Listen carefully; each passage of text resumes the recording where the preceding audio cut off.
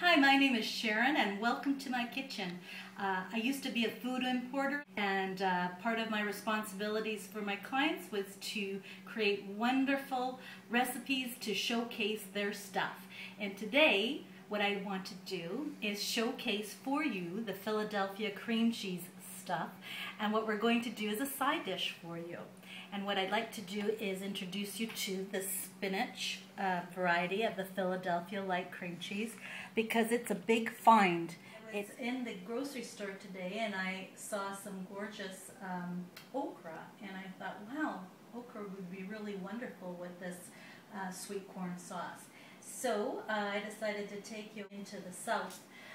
Okra is grown all over in warm climates, and it's known as a ladyfinger vegetable in North America, but you can find it all over the Middle Eastern areas, in India, in South America, and in the down south of America, you know, the United States.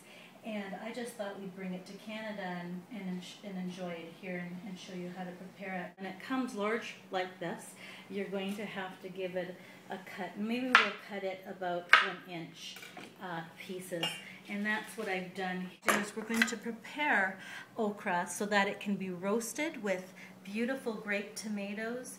And we're going to put in some chopped onions and not too much, because we do want the okra and the grape tomatoes to be the star of this dish. And then what we're going to do is we're going to take a little bit of extra virgin olive oil, and we're going to use just a little bit of this so that it can roast up really nicely and get all gorgeous.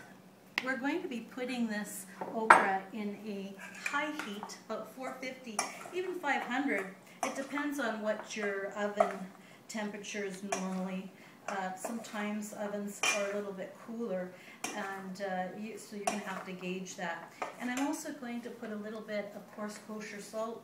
If you saw my previous videos in appetizers, you know that I like to use the briny fresh flavor of coarse kosher salt. And we're also going to be using some Telecherry peppercorns. Don't know if I told you, but I'm known as a spice lady. I used to import spices in the 90s, and when I used to come into the kitchens, the chefs would get really excited. They go, "Oh, here comes the spice lady!" So that's how I got the moniker, and it has stuck for, oh my goodness, a long time now. I'm not even going to tell you how long. All right, so we've got these nicely glistened and beautiful in this beautiful extra virgin olive oil. And we use extra virgin olive oil for the flavor and for the color. Once it's heated, it gets all delicious and beautiful.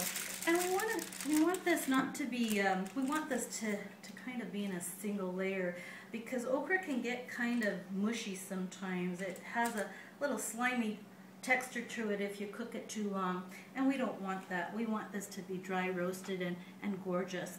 So now this okra is going to go into the very hot oven with all the aromatics of the onions, and you want to use a middle rack. It could take up to 20 minutes, and again, it depends on your oven.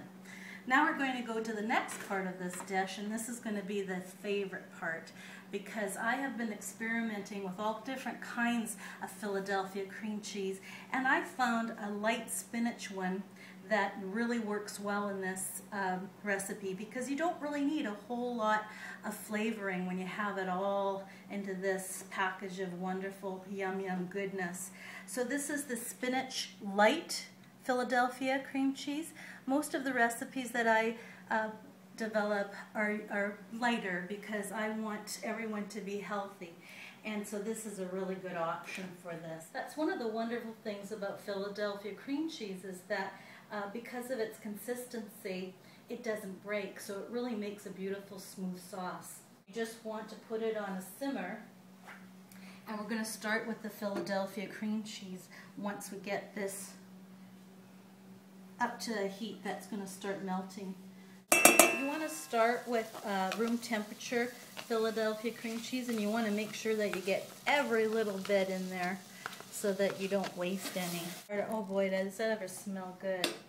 Now as we get this melting, we're going to put in a little bit of the milk to help it go. Because we don't really want a very thick sauce with this. We want this to be a creamy sauce that we can pour over our okra. Now you have the option of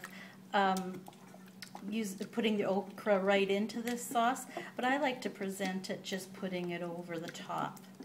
And this is just behaving awesome. Look how it's melting into this beautiful consistency. And I'm going to be putting in our corn, and I'm using frozen corn, frozen peaches and cream corn. It does not have to be frozen. It can be an ear of corn. It can be thawed to room temperature. I'm going to take our immersion blender. Now you can use any blender you want. You can use a food processor, and you want to be really careful when you're doing that. Our mixture has gotten really creamy. You see the beautiful flecks of all that gorgeous spinach, and now we're going to add our seasoning. And I'm going to taste it to see how savory it is. Oh my God. The sweetness is really coming out. It is so delicious. I wish you could be here. It doesn't really need a whole lot, but I will put in a little bit of salt, because salt is a flavor enhancer, and we don't really need that much. We're just going to have a couple of pinches of salt, and I'm so excited to show this to you because our okra is almost done. And I've kept the okra in for 20 minutes because I wanted to get it a little bit more roasted. Oh, it's perfect. So when the tomatoes start blistering, that's your cue to take it out. And this is what your roasted okra looks like. You don't want to get it overcooked. You don't want to get it undercooked. You just want to get it right. And I find that 20 minutes will do that for you. Sort of like the Three Bears. Just right. Put your okra in a beautiful dish. Sometimes you're going to see okra like this in an East Indian restaurant, and it's really pretty when they bring you a crock like this, which is kind of a nice presentation. And you're going to really impress your friends with this. It's because it's an unexpected vegetable, and it's got the beautiful caramelized, look how pretty that tomato is, very caramelized. All right, and then we're going to spoon our beautiful Philly right over the top. So you just want to drizzle it. You want to have a little bit of the vegetables showing. And it might be nice to put a little garnish on there, but I think we'll just leave it the way it is. So how does it taste? Let's see. A little bit of the tomato and the okra, a little bit of that salt and pepper, and that beautiful sweet corn. It's a beautiful creamy flavor. It's not nice to talk with your mouth full.